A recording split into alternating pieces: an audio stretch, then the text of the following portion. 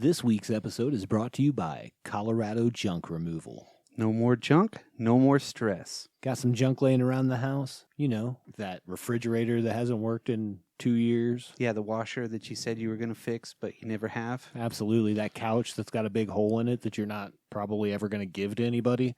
Fence posts that you're never going to fix either. I see a Exactly. trend here. Yeah. Then you need to call Colorado Junk Removal. What's that number, Dan? 719-249-1717. You know what? You can also visit them on the web at coloradojunk.com.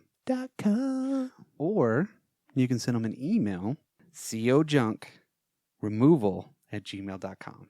That's right. Or give them a call, like we said, 719-249-1717. Matt will come take care of all of your junk. And remember, no more junk, no more stress.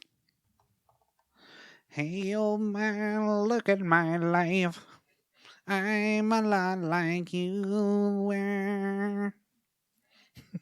Yes. Old man, look at my wife. She's a lot like you are. She's a lot like your wife.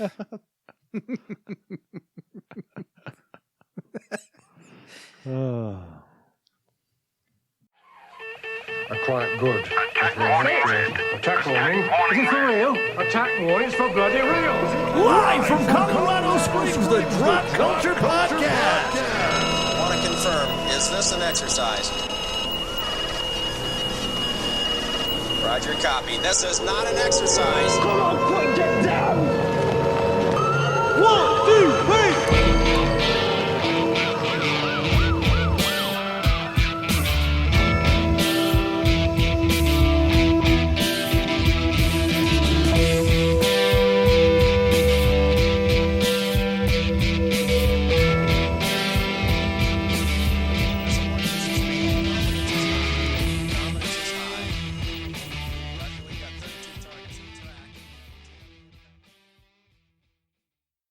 Welcome, everybody, to the Drop Culture Podcast. This is our, was going to be the beginning of our Dropping Deuces But we series. couldn't find the deuce. Well, more importantly, something has happened, and I think that it's worth speaking about.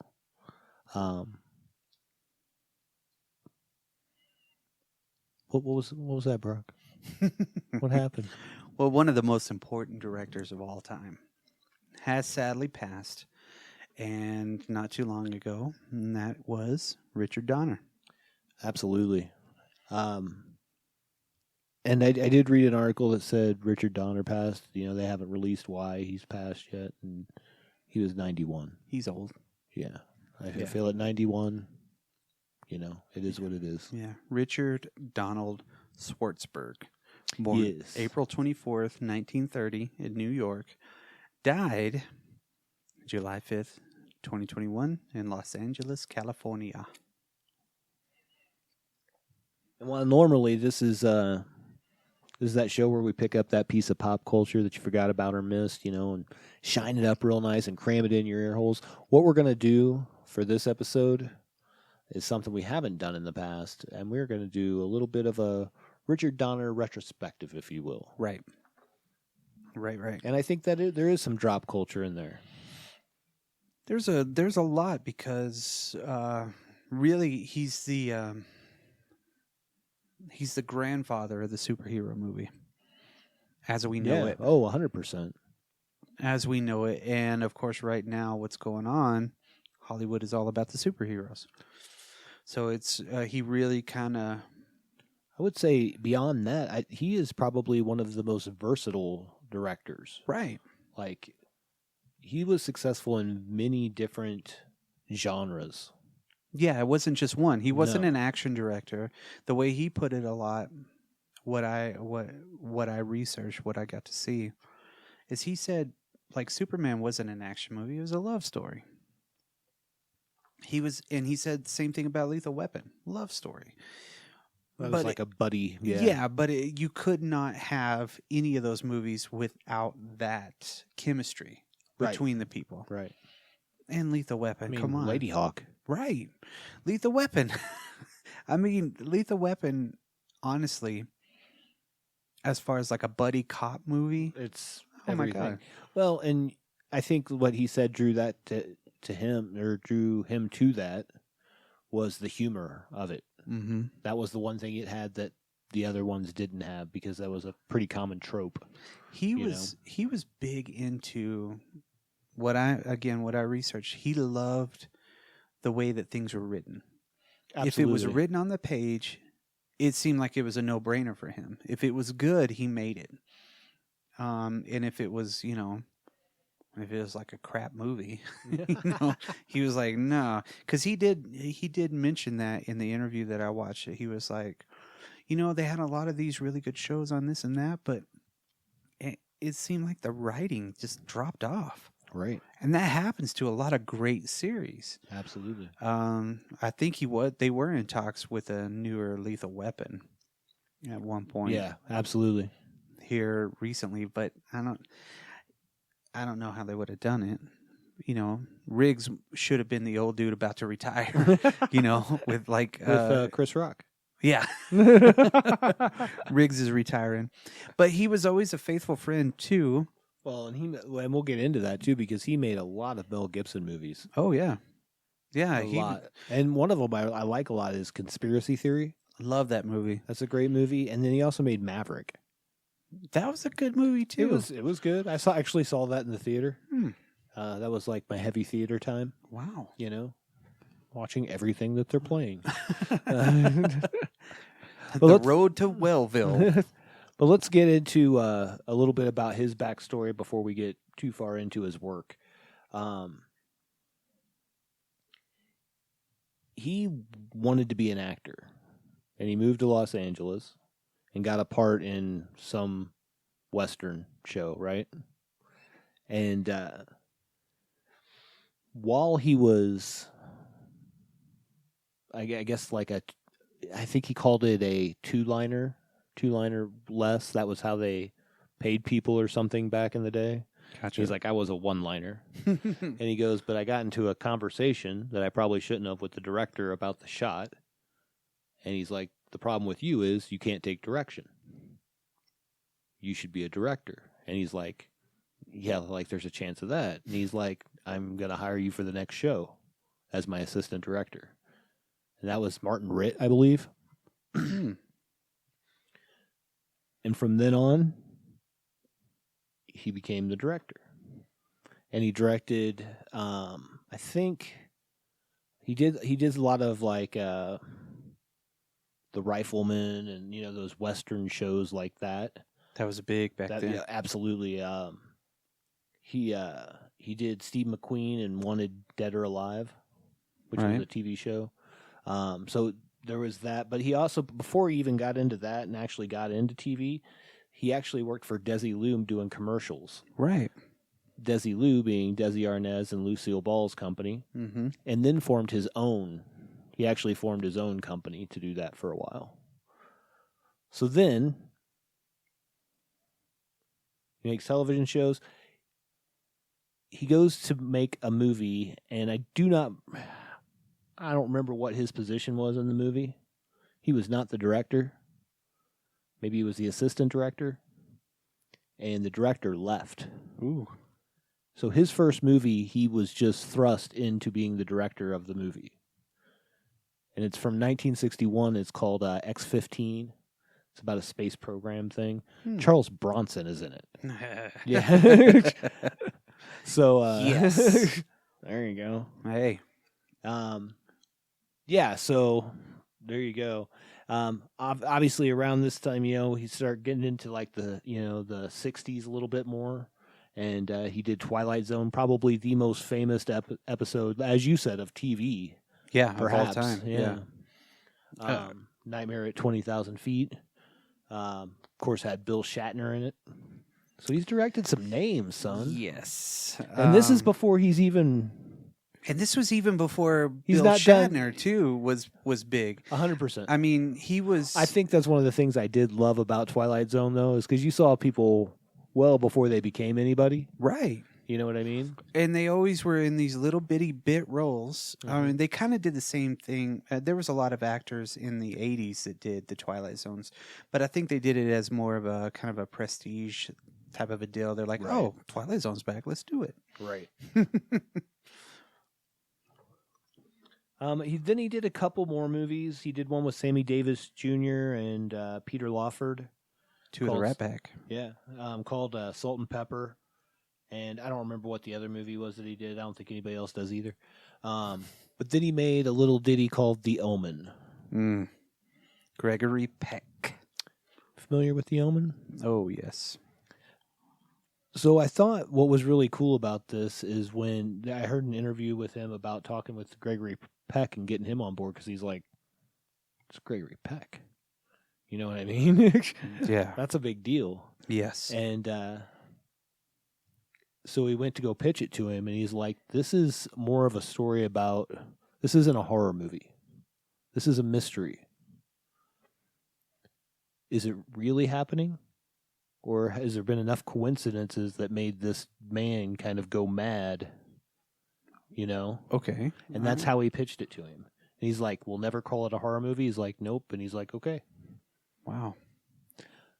That's a great way to look at it, because on the surface it's just a horror movie. But it's not. But it really is. And that really is how you feel when you watch that movie. You're like, especially if you haven't seen it, you know what I mean? Yeah, like if the first time, you're like, what is going on here? Hold on a minute. Yeah. You know? Like, well, that's weird. So obviously, that was kind of the thing that broke him, that made him big. You know what I mean? Right. In the film business. What movie do you think he made after that, Brock? Goonies? Yeah, no, not yet. Not yet. Superman. Yes. Richard Donner's Superman, still to this day, just because of the story, holds up major. Part 2, whatever they tourniqueted out of what he did, because he was making both of them at the same time. Right. And they gave him $1 million to do it. Right. Which And is then, cool. and that, Especially at that time. yeah, if you think about that, what other movie franchises have ever been done that way? Lord of the Rings, right? Yeah. Oh, you're saying up to that point? Up to that point. Probably none that I Right, know of. right. And None I don't that I know that for of. a fact. Yeah. Yeah. And if you, dear listener, do know one, let us know. Yeah. Well, what was really cool about that, and really tragic about that, really is that first movie, he had Marlon Brando, the big star. He had Christopher Reeve. Nobody knew who he was. Right. He had Gene Hackman. Hackman. You know what I mean? I mean, he had these, and that was the big draw to the superhero movie back then, is you had a big star. Any kind of major franchise you were trying to start up, you know? I was going to say, there really wasn't a superhero movie genre, I mean, at that time, you know what I mean? Not on film, like a big movie. There were serials and junk, you know what I mean? Exactly. But the tragic part about that is they had a date to hit for, like they always do. Sure. And they had to can all that stuff that they filmed, you know, for part 2. Okay. So he starts on part 2, and the producer, okay, he like didn't get along with the producer or something like that. And so they had some kind of whatever, like he was just like, shut up. And then he knew that if it was going to be a success, he would get rid of him. Right. But if it was going to be a failure, he could have done the second movie. But that didn't come out until what, 2007 or something like that? The Richard Donner cut? Yeah, yeah. And I've seen it, and it does make a lot more sense. Yeah. 7. I had, that was one of the only Blu-rays that I bought, because I was like, oh shit. Yeah. Whoa. So this is a whole brand new version of Superman 2. And okay. You know, so it made a lot of sense. And the way that they, again, put it's things. Like they just brought Joss Whedon in to finish it. Right. But way better. Well, what was really cool. I meant the original. Yeah. But what was really cool is one of the newer directors was like, hey, we got to see this. Yeah. You know, let's bring this out. because he had all the success and everything like that. And why would you suppress all of that? So they had all that extra film that they shot.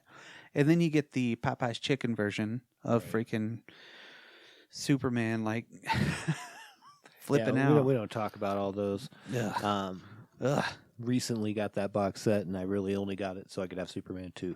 Yeah. Yeah. Anyways. Yeah.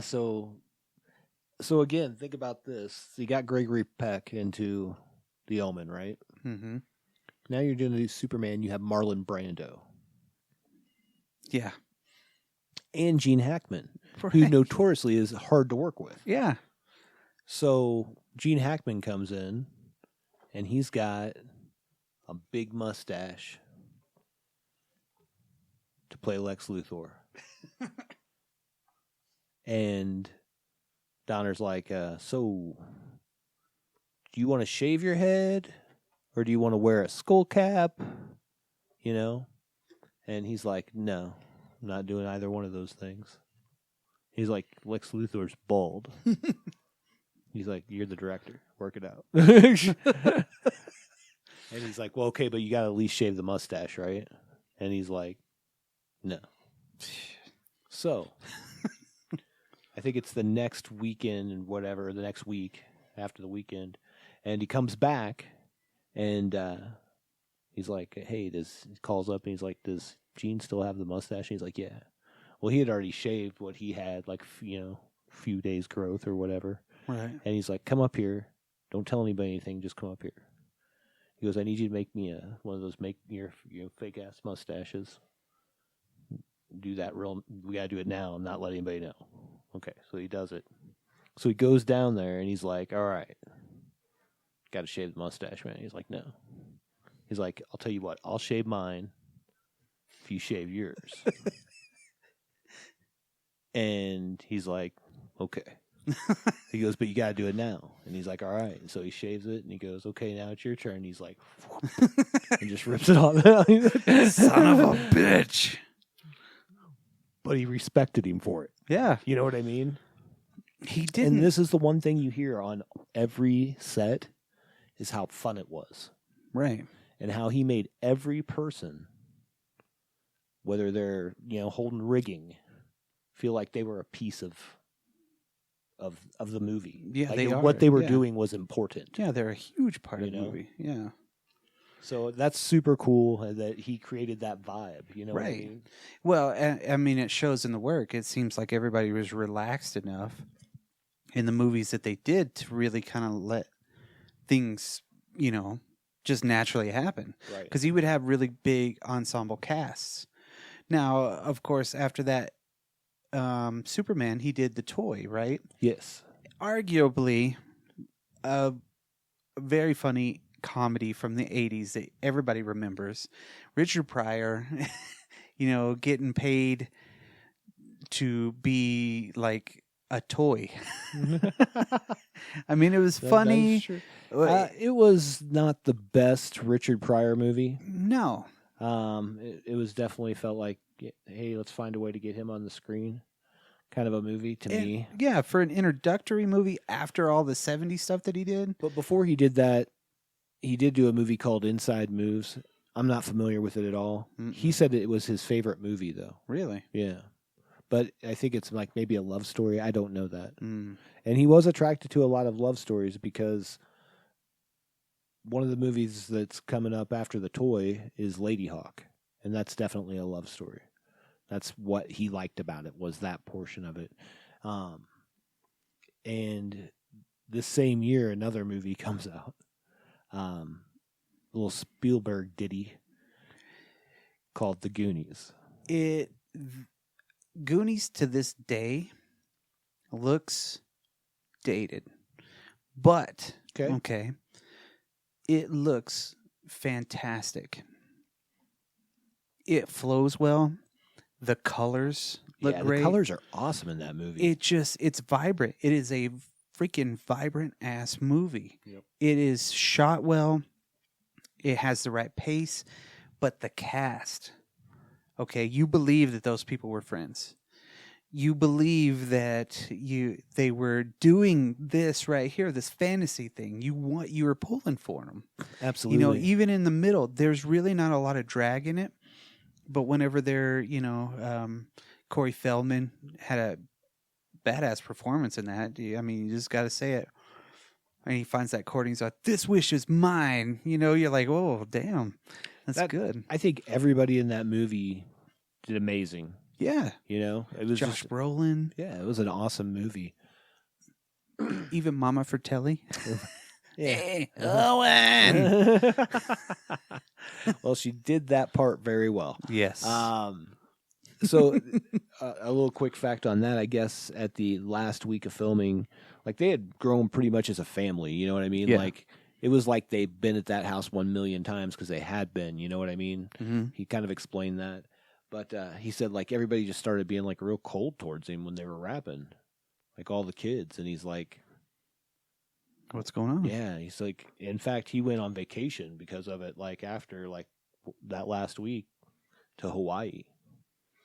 And he's like, said he went out to the beach or went outside his place there in Hawaii, and Josh Brolin came running up with a surfboard. And he's like talking to him, and he looks around, and like the whole cast is there. And I guess Spielberg told him that he would do this for him, but if they told him like anybody said something, it's over. Oh, So he's like, that was the best acting they'd done of their life. oh, yeah. 'Cause he was like, I was pissed. What is going? Yeah, he was like frustrated, like what's going on, you know? Right. And so they showed up, and he's like, "Yeah, we're only going to stay for a couple hours, and then they're all going to go on their separate vacations. That's what I'm doing Nice. for them, you know." Nice. And they ended up having such a good time that they like all stayed the night and like And bought hung out out. the local store of stuff, you know. Nice. Yeah. That's So pretty awesome. that's what I talk about when I'm talking about like the family and the he actually cares about people, Yeah. you know. And to that point, I mean, like everybody always talks about how loud his laugh was, and it was, and that he was, you know, he was a man's man, you know. Right. But the only time they ever heard him yelling at somebody, and I don't remember who the actor was that said it. I think it was Gibson, maybe for Lethal Weapon. But he heard him yelling. Maybe I'm that could be wrong. But he heard somebody yelling, or he heard him yelling at somebody, and he ran out there, and he's yelling at a guy holding some rigging and stuff. And then he's yelling because he's like, "Why are you here? Why are you on my set?" And then he leans in and he's like, "It's your son's baseball game.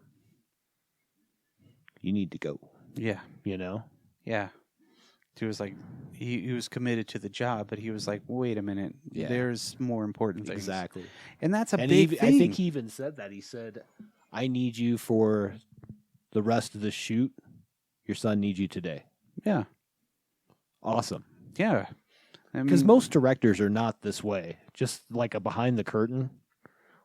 Like if you read up on most directors, this is not how they direct. no, they don't give a shit about anything. They just want to get their movie done. I could totally understand that. But 85, even though this movie was and Goonies, obviously, huge cultural phenomenon. Yep. And he always wanted to do a second one. They just couldn't find the right script. And by the time they did, he actually passed. Yeah. So I know from that what it sounds like. they've been talking about it for such a long time. I thought that maybe he was the person that kind of put the kibosh on it, but it wasn't.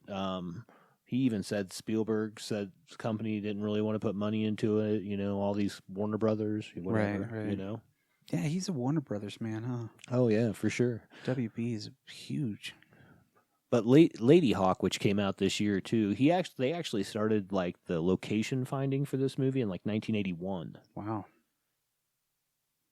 and this is where he met his wife. She was the producer of this movie, and she, in her own right, is a badass. Her name's Lauren Donner, obviously. Right. I think it's Schuler Donner or something like that. Yeah. Because I think that's her original her maiden name. Yeah. If you will. She was the first woman that was let in the union for camera people. like in film. So of all Ever, she was the first.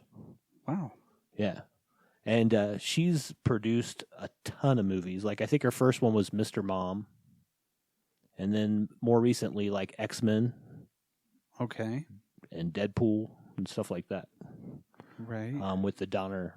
Because I think that was a joint thing between her and him, but it's mostly her that does all that. Even though he was an executive producer on X-Men. That's a different story. Okay. But she is in her own right a badass. Like, we could do a whole episode just on her, to be honest. I think so. Yeah.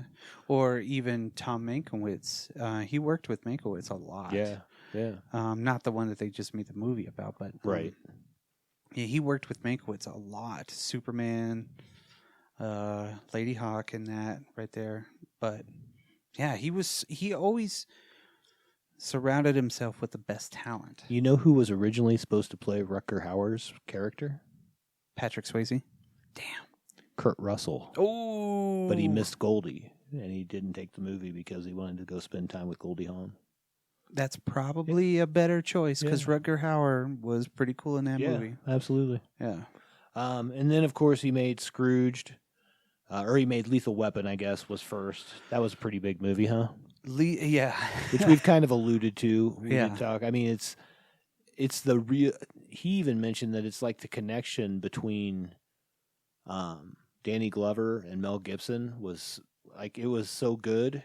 They're still friends to this day. Like they just, everybody fed off each other. You know what I mean? Yeah. It was like, you can tell in that movie. Yeah. One of the reasons why that movie looks so, it's so rewatchable and so good is because you lived with those characters. right. You saw Riggs crying, you know what I mean, in that very first one. But it was a Shane Black written movie, which is even cooler because that was like his first really big script that he put out. So you have dialogue, you have setting. He had, again, it's a beautiful looking movie. It just, everything in those, Lethal Weapon 1 and Lethal Weapon 2 just looks so good. And they didn't really like do that tropey action movie stuff, like, you know, where they would have crappy one-liners and stuff like that. But they had some of the best one-liners. And I would. It wasn't like an Arnold Schwarzenegger tropey deal, right? But it was more like, of course, I'm getting too old for this shit. Right, you know what I mean? right. And then whenever the one dude gets decapitated by the surfboard, and he's like, "Surf's up." Yep. So I mean, it's so bad, but it's like you can tell that they were just having fun with it. You know what I mean? Right. And everybody seemed, because even Lethal Weapon 2 is badass. Yeah, and they said that, of course, that's a little less action. Mm-hmm. And he said that was like intentional. Like, Yeah. it was just more playing off of what Mel Gibson and Danny Glover had, you know? Right. And you became part of their family. Exactly. Everything. You know, and he made all 4 of the Lethal Weapons. yeah. I didn't Donner know. did. Yeah, I didn't know what a cougar ran was until part 2. I didn't even know what freaking apartheid was. Oh, okay. But that was a big thing back then. Well, that's something that I think Donner did well. And I don't know that was built into this, you know, the original stories that they had, but he really, in those sequels, tied in a lot of social issues. Yeah, you know? I remember that being a huge part of it. You know, in that movie, just, of course, I mean, they were South African and everything. Sure. Diplomatic immunity is just been revoked. Best line of the whole series. But yeah, and they got the shit kicked out of them in every one of them. Gary Busey was in it. God, even the dude that was shocking Mel Gibson, you know what I mean? Oh, yeah. The Kim Jong, Yeah, the greatest stuntman of all time. Absolutely. You know what I mean? Absolutely. There was just, again, even that shot where they're in there where he's getting shocked is freaking magnificent. Absolutely. It's beautiful. You know what I mean? Mel Gibson took off after this. I mean, he had done cool movies and stuff, but this was just like, this made him the action star. Absolutely. Well, You he know? did 5 more movies with Donner. So yeah, absolutely. This turned him into, because he was already an action star per se. Yeah, Mad Max, and then Road Warrior, and this one just kind of cemented him into the American. Yes. Instead Yes. of, and I mean, come on, Tina Turner was in Thunderdome. I mean, that movie's awesome too. But if it's not a Richard Donner like this, it just Lethal Weapon 1 and 2 look so good. But Scrooged, come on. Like, that has to be it's the one movie that I watch every Christmas. That's one of my top 4 Christmas movies. Yes, yeah. I mean, I think we had our top Christmas movies episode. Yeah, that's right. And that was on it. Yeah, for sure. It was both our. I mean, we almost had the same identical list. But that movie, Well, right I mean, there, you had Christmas Story on there 4 times, so that's not exactly true. No, I didn't. I hate that movie.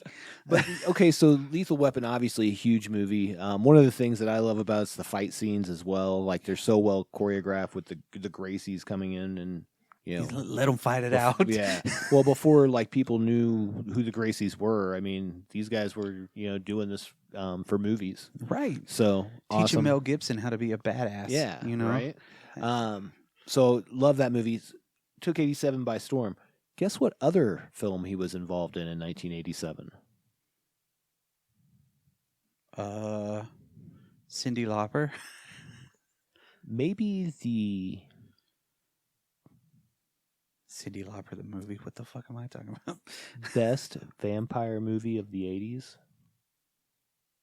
Once Bitten. No. The Lost Boys. Oh, He was the executive producer for Lost Boys as well. Well, that So makes sense. That's a killer year, dude. Right there. Yeah. He was, and that one, again, looks freaking awesome. Yeah. Still I holds mean, up to this day. And he didn't direct it, but he produced, and yeah, so yeah. that's a lot of work in itself. And then, just going through some other movies, but he also, I don't know if you're familiar with a little show called Tales from the Crypt. Yes. He was also the executive producer for that show. He directed 3 of the episodes, Really? the 80s ones, yeah. Really? Yeah.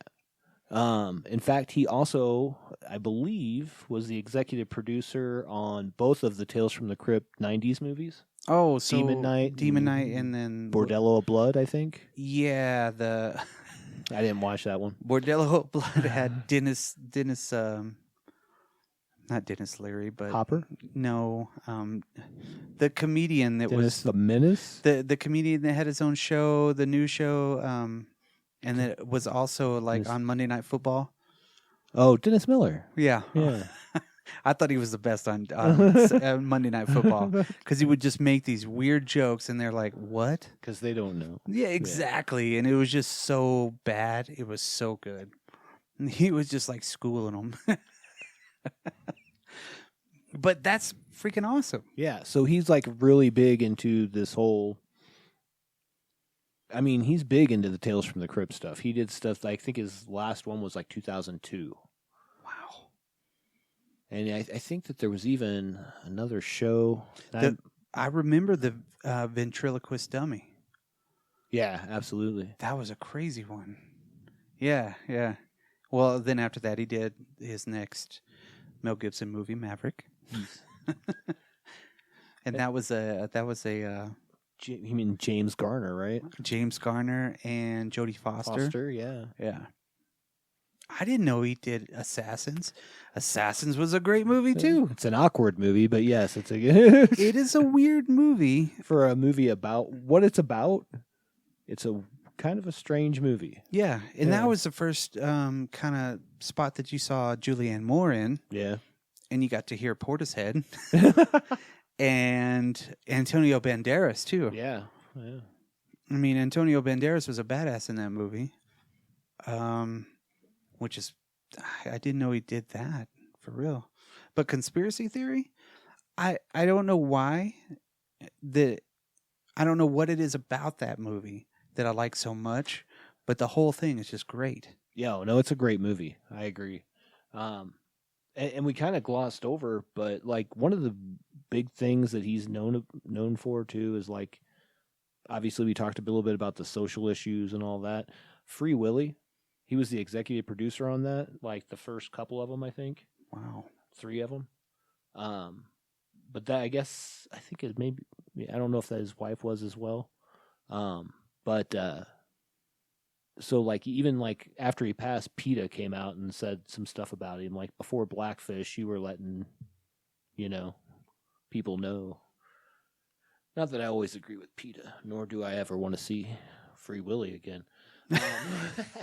Go Willie! Go Willy! I'm looking at his producer credits. Any Given Sunday, awesome football movie. great football movie. And I'm not a big football fan, but I love that movie. I am, and I do. Yeah. Yes. I think his last movie, because really you can kind of skip through some of this other stuff as far as director. Last movie I think was Bruce Willis in 16 Blocks. Never saw it. I haven't either. Never saw it. Never saw it. But yeah, so I mean, just to kind of give you an idea of the stuff that this guy created, cultural phenomenon, and he didn't make the same kind of movies. And what I mean by that is a lot of Michael Bay makes the same movie. He makes a Michael Bay movie. Right. And I'm not saying that he's the only example. It was just the first one that came to mind. You know what I mean? But that makes sense. Yeah. And there are some directors that do that, but he did it very well, I think. I think talent spreads itself into what's good for them, and it's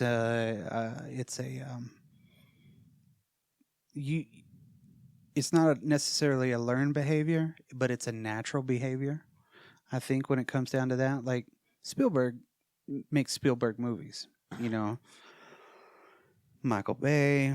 You have Tony Scott movies, which are really kind of in depth and really serious. And it seems like Donner made iconic movies because he spread himself around. Right. Of different genres. Like, yeah, absolutely. So he really liked the story of Scrooged. And he was like, oh, guess what? This is a great take on this.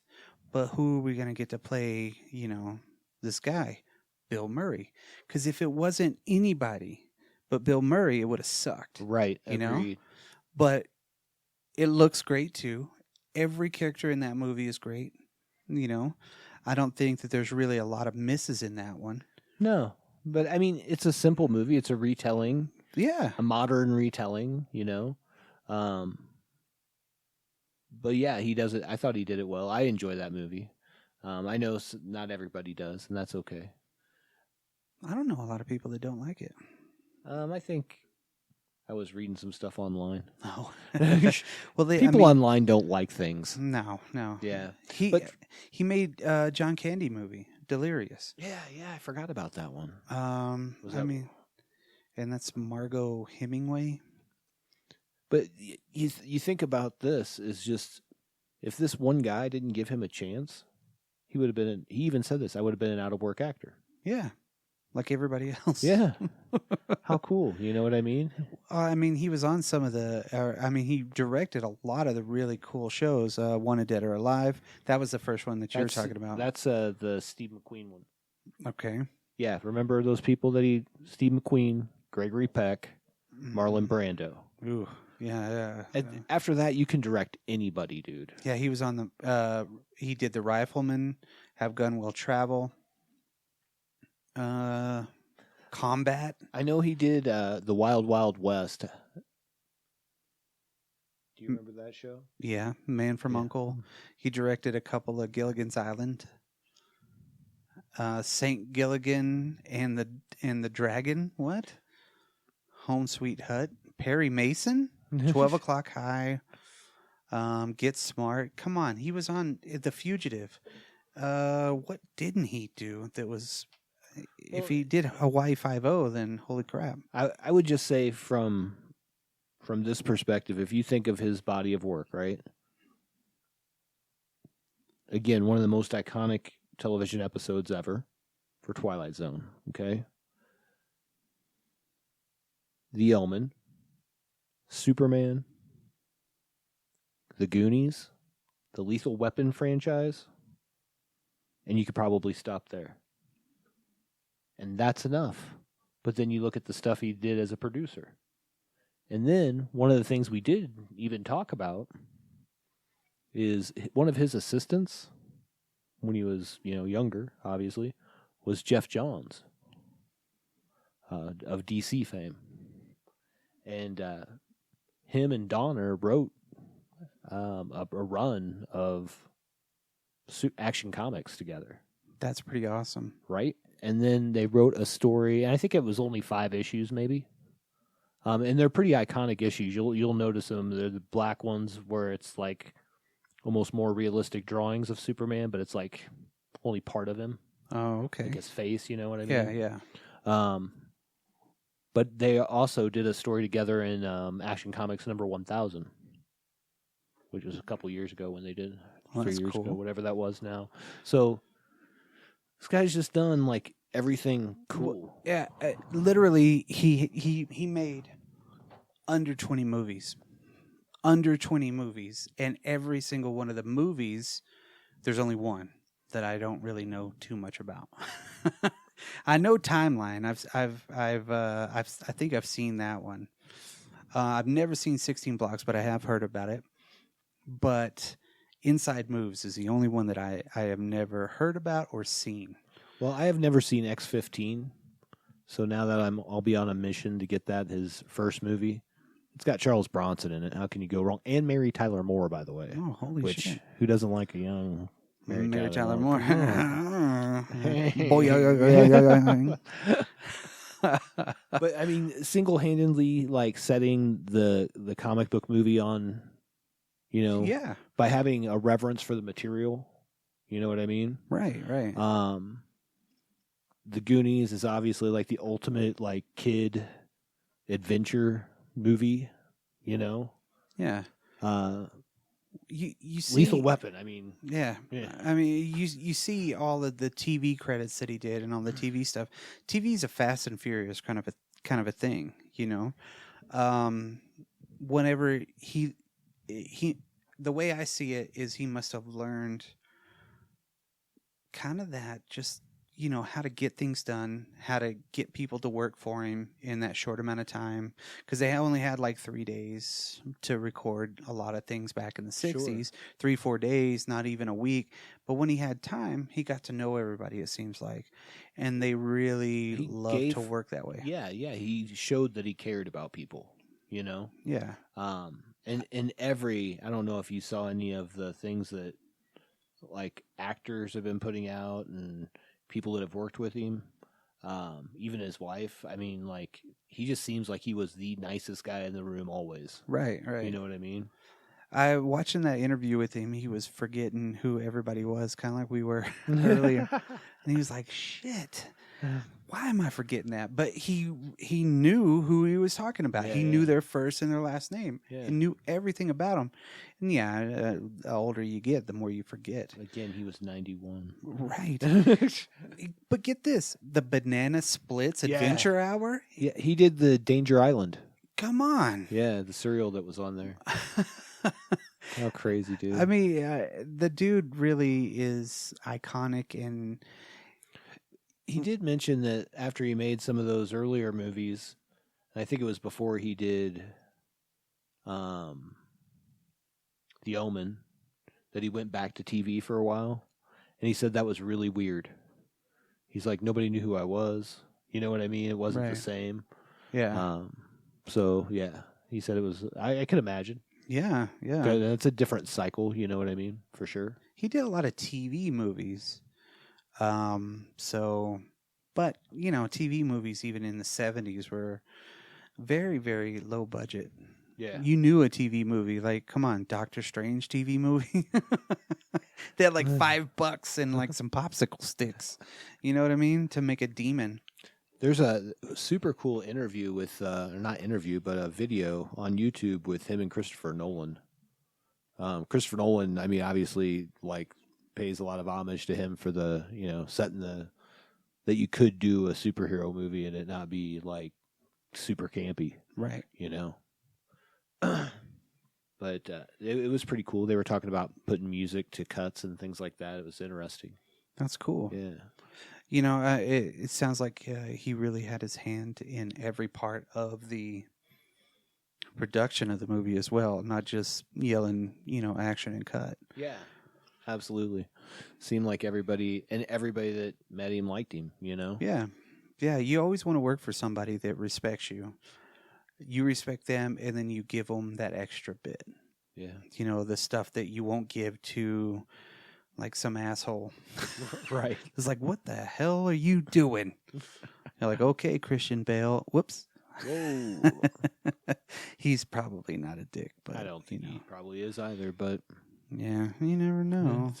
Stressful stuff going on there. I know. Just saying. Making Terminator movies. But I think he always defended Mel Gibson and all of Mel Gibson's troubles too later on.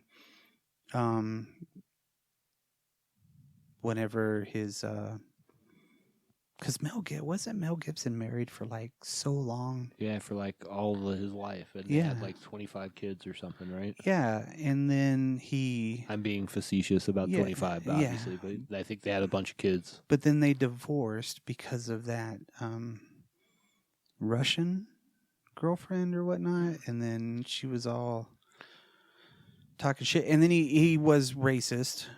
He hates Jews. Yeah, and black people too. Yeah. Come to find out. Yeah, come to find out, he likes to use the N-word. But I mean, Mel Gibson's what, like 5'1"? He's like Iggy Pop height, right?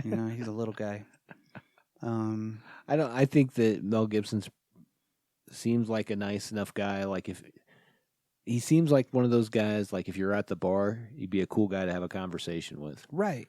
He'd probably make you laugh, but then he would say something, and you'd be like, okay, no, it's time for me to go. You know what I mean? You'd be like, wait a minute, do I know you that well? No. It's a little far, sir. Yeah, I think you're drinking a little too much Jameson and Coke. I always think of that South Park episode. Which one? This is probably a digression for the Richard Donner retrospective. Yeah. But the one where they go to get their money back for watching the Passion of the Christ. Oh man, he comes out like Daffy Duck, tries to kill him. Yeah, anyways, whatever. So I just thought that Richard Donner was at least worth talking about. Obviously, I think such a huge impact on cinema as a whole. I think it's in like blockbusters too. Yeah. Because Goonies, if you think about it, him and Steven Spielberg together making that movie, and everybody remembers the Goonies. I mean, you remember every aspect of that movie, the movie poster. You remember the opening title sequences. That's my wife's favorite movie. Really? Yeah. See, I mean, there's so many people that were in that. Sean Astin, Josh Brolin, Sean Astin, Corey Feldman, even the dude that played Short Round, Data. Yeah, that dude is awesome. I agree. Yeah. Man, there's just again, he made really good movies, and he's deserved. Genuinely a nice person. Like so after all the research I did, and I listened to a lot of interviews. And you can generally get a pretty good sense of somebody. You know what I mean? Right.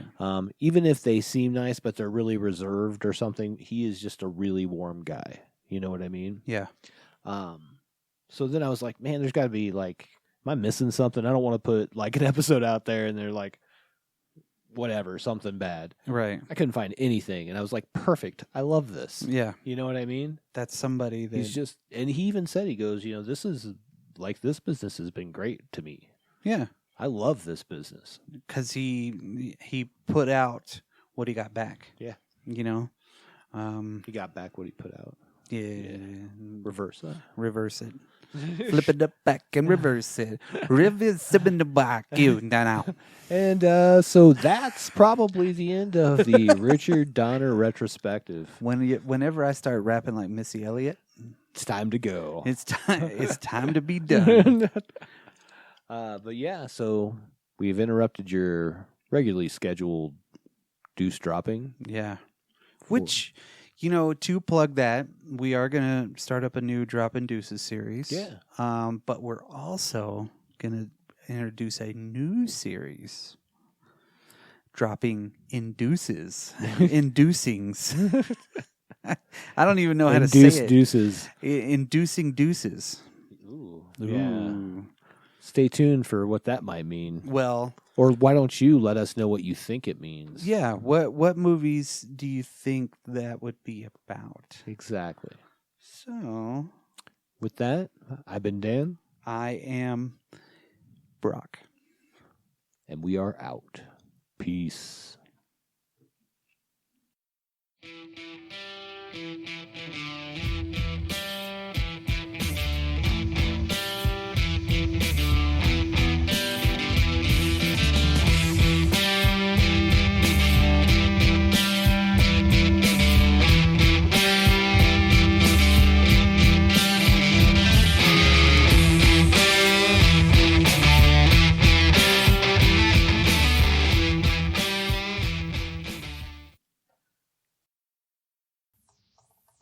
Hey, old man, look at my life.